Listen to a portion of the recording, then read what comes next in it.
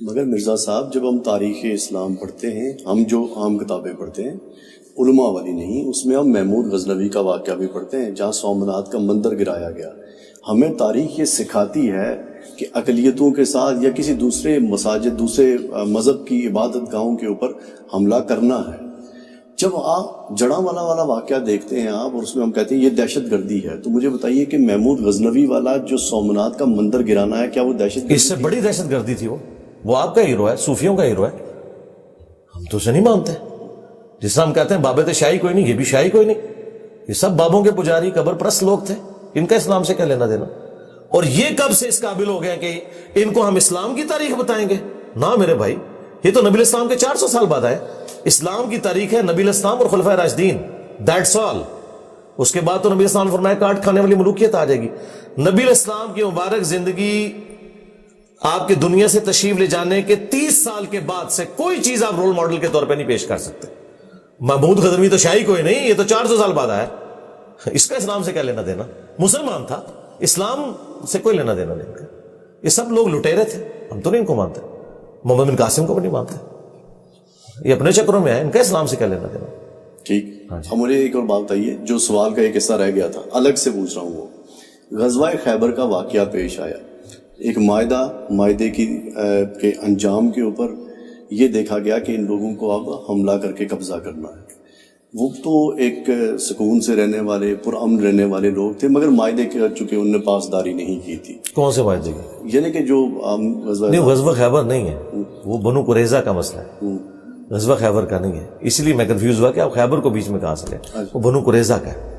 ہاں جی، بنو قریظہ کا جو مسئلہ ہے وہ ہوا تھا غزوہ خندق کے موقع پر۔ جی، خندق، ہاں، غزوہ خیبر نہیں ہے، میں اسی لیے حیران ہوں۔ تو پرامن تو کوئی نہیں تھے، وہ تو میسے تھے، پورے قاتلین تھے، انہوں نے مسلمانوں سے بد عہدی کی، اور اگر ان کی وہ بد عہدی کامیاب ہو جاتی تو جن صحابہ کرام نے بعد میں فتوحات کیے یہ سارے اسی دن ہی قتل ہو جاتے۔ تو جو لوگ مسلمانوں کے قتل کے فتوے جاری کریں اس اعتبار سے کہ وہ بد عہدی کر کے مسلمانوں کے بیوی بچے مال سب کچھ کافروں کے حوالے کرنے کے لیے تیار ہو جائیں، تو جنگ کا اصول یہی ہوتا ہے کہ جنگ میں اگر آپ کو کوئی قتل کرنے آئے تو آپ اسے مٹھائی پیش کرنے نہیں گئے ہوئے۔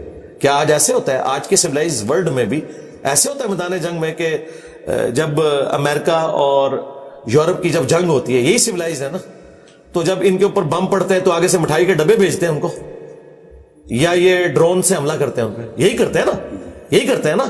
تو یہی کچھ اسی زمانے میں ہوا کہ انہوں نے بد عہدی کی، مسلمانوں کے قتل کے فتوے جاری کیے، اس اعتبار سے کہ اس بد عہدی کی وجہ سے اگر نبی الاسلام کو وحی کے ذریعے چیز نہ پتہ چلتی تو وہاں سے کافر حملہ کرتے، سب کو ملیا میٹ کر دیتے۔ تو اب اس کے ساتھ سائملٹینیس کنٹراسٹ کے طور پہ یہ چیز جڑی ہوئی ہے کہ جب آپ بد عہدی کریں گے، کسی کو قتل کریں گے تو یہ میدان جنگ ہے، جب اس کو موقع ملے گا وہ آپ کو قتل کرے گا، تو بالکل ٹھیک ہے۔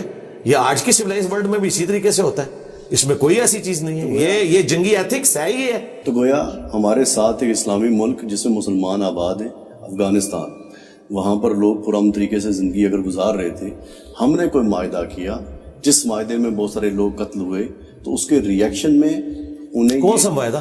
پہلے تو اپنی آپ تاریخ کو نا واضح کیا کریں تاکہ ہمیں پتہ چلے آپ پوچھنا کیا چاہ رہے ہیں۔ جی، آپ کس معاہدے کی بات کر رہے ہیں؟ پرویز مشرف کی بات کر رہے ہیں، عمران خان کی بات کر رہے ہیں جس نے ان کو مبارکباد دی تھی؟ I want to start this from proxy war، جی، کہ اگر ہم نے پراکسی تو وار، آپ چیز کلیئر کریں نا، جی، سوال جب تک کلیئر نہ ہو جواب نہیں ہوتا۔ آپ دونوں، میں ہر ٹاپک پہ بول سکتا ہوں لیکن سوال کلیئر ہونا ضروری ہے۔ دونوں چیزیں دیکھ لیجیے۔ دونوں نہیں ہوگی پھر آپ پنڈورا باکس کھول رہے ہیں نا۔ اچھا، چلے، ہاں، ایک بات کریں اسپیسیفک جواب لیں۔ ہم مشرف کی لے لیتے ہیں۔ ہاں جی، ہاں جی، بتائیں کہ مشرف والے معاملے کے اندر ہم مسلمان اور وہ مسلمان، ہمارے درمیان میں ایک عمرانی معاہدہ بھی ہے کہ ہم مسلمان ایک دوسرے کے بھائی ہیں، اور ہم نے پھر ایک بین الاقوامی جنگ کا حصہ بن کے جنگ ان پہ تھوپی، بہت سارے لوگ اس میں ہلاک ہوئے، اور اس کا ایک بہت بڑے ریئیکشن کا ہمیں سامنا کرنا پڑا۔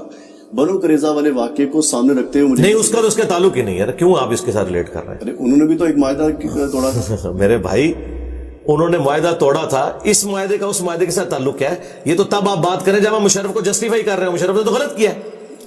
ہاں، اچھا، تو آپ خود کیوں اسیوم کر رہے ہیں کہ میری رائے یہ ہوگی؟